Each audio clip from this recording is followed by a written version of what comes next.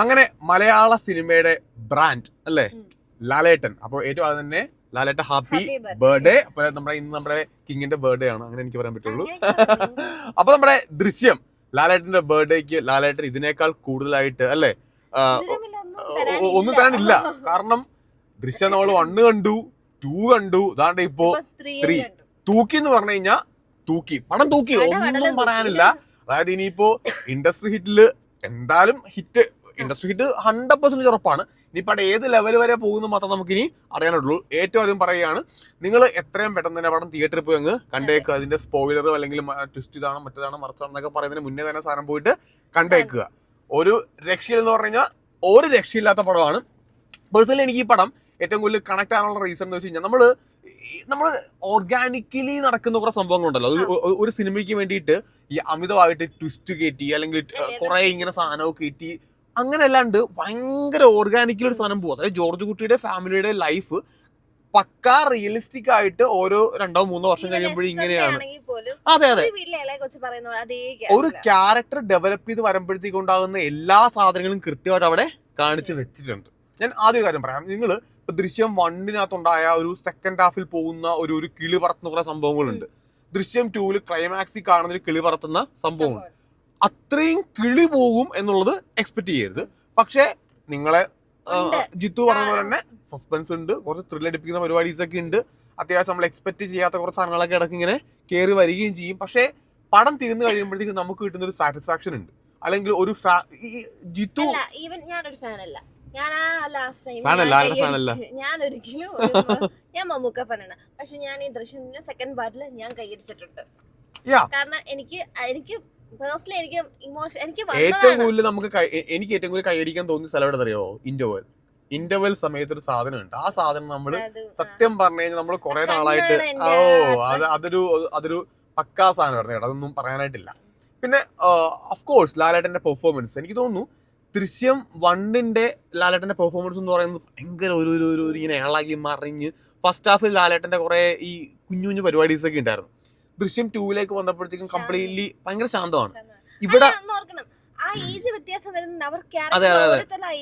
വ്യത്യാസമുണ്ട്. അല്ല ഇവിടെ വന്ന 3-ലേക്ക് വന്നപ്പോഴത്തേക്ക് ലാലേട്ടന്റെ 1-ൽ കണ്ട ചെറിയ സാധനങ്ങളൊക്കെ നമുക്ക് ഇതിനകത്ത് കുറച്ചൊക്കെ ഇട്ട് വന്നിട്ടുണ്ട്. പക്ഷെ പിന്നീട് നമ്മൾ മുന്നോട്ട് പോകുമ്പോഴത്തേക്ക് ലാലേട്ടന്റെ പെർഫോമൻസ് ആണ് ഇതിനകത്തെ മെയിൻ. അപ്പൊ നമ്മൾ തുടരും സിനിമാക്കകത്ത് ലാലേട്ടന്റെ പെർഫോമൻസ് ഓറിയന്റഡ് ആയിട്ടുള്ള ലാലേട്ടനെ കാണുന്നുണ്ടായിരുന്നു.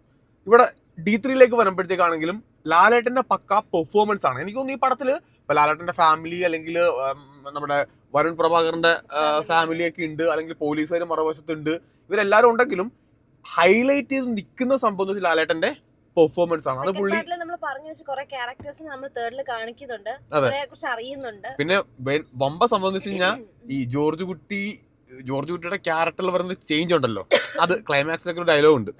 അത് 1-ലും 2-ലും പറയാത്തൊരു സാധനം വന്ന് 3-ലൊക്കെ പറയുന്നുണ്ട്. അതെ അതായത് അത് നമുക്ക് കാണാം. നമ്മൾ ഈ പടം തീരുമ്പോഴത്തേക്കും ജോർജ് കുട്ടിയുടെ ക്യാരക്ടറിൽ വരുന്നൊരു മാറ്റമുണ്ട്. അതായത് ആസ് എ ജോർജ് കുട്ടി എങ്ങനെ മാറുന്നു എന്നുള്ളതൊക്കെ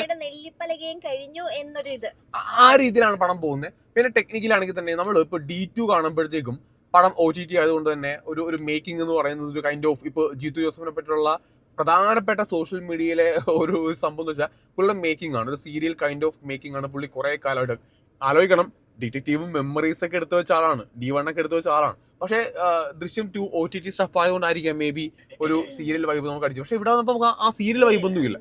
പടം കുറച്ച് ഇമോഷണലി ഒരു ഡ്രാമാറ്റിക് ആണ്, ഒരു ഫാമിലി ഡ്രാമയാണ് പടം. ആക്ച്വലി വളരെ ഇപ്പം 2.25 മണിക്കൂറുണ്ട് പടം, പക്ഷെ നമുക്ക് തോന്നി 2.25 മണിക്കൂർ. അതായത് ഒരു ഡ്രാമ ലെവൽ പരിപാടിയാണെങ്കിലും നമുക്ക് ബോർ അടിക്കത്തില്ല. നമ്മളിങ്ങനെ നെക്സ്റ്റ് എന്താണ് അല്ലെങ്കിൽ ഇത് നമുക്ക് ഈ സാധനം ഇങ്ങനെ മുന്നോട്ട് പോയിക്കൊണ്ടേയിരിക്കുക, പ്രെഡിക്റ്റബിൾ ആയിട്ടല്ല സാധനം പോകുന്നു. അതിന്റെ ഏറ്റവും വലിയ കാര്യമാണ്. അതായത് ഇപ്പൊ ദൃശ്യം സിനിമ എന്ന് പറയുമ്പോഴേക്കും നമ്മളെ ഏറ്റവും കൂടുതൽ ഇഷ്ടപ്പെടുന്ന സാധനം നമ്മുടെ പ്രഡിക്ഷന് മുകളിൽ പോകുന്ന ഒരു സാധനം ദൃശ്യത്തിൽ വരുന്നതുകൊണ്ടാണ്.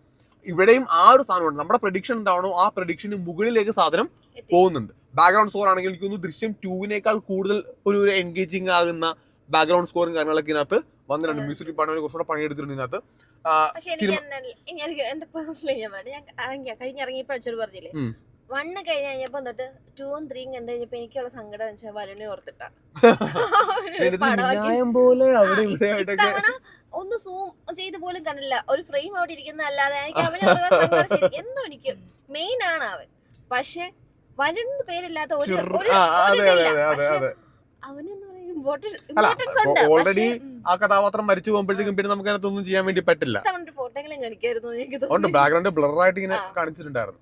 പിന്നെ പെർഫോമൻസ് ഇപ്പൊ മീനയുടെ പെർഫോമൻസ് ആണെങ്കിൽ മീനക്ക് മേക്കപ്പ് കുറച്ചുകൂടെ കുറഞ്ഞിട്ടുണ്ടെന്ന് തോന്നുന്നു. അതായത് 1 ലും 2 ലൊക്കെ മീനയുടെ കുറച്ചുകൂടെ അത് ലാലേട്ടനും കുറച്ചുകൂടെ യങ് ഓരോ ദൃശ്യം കഴിയുമ്പോഴത്തേക്ക് ഇവര് കുറച്ചുകൂടെ യങ് ആയിട്ട് വരും. പിന്നെ അൻസിബയുടെ പെർഫോമൻസ് അതെ അതെ അതെ അൻസിബയുടെ പോർഷൻ നന്നായിട്ട് തന്നെ ചെയ്തിട്ടുണ്ട്. എസ്തർ കുറച്ചുകൂടെ സ്പേസ് ഉണ്ടായിരുന്നു ഈ പടത്തിൽ കുറച്ചുകൂടെ. അപ്പൊ അതുകൊണ്ട് എസ്തറിന്റെ ഒരു മകളുടെ പരിപാടിയും കാര്യങ്ങളൊക്കെ ഉണ്ടായിരുന്നു.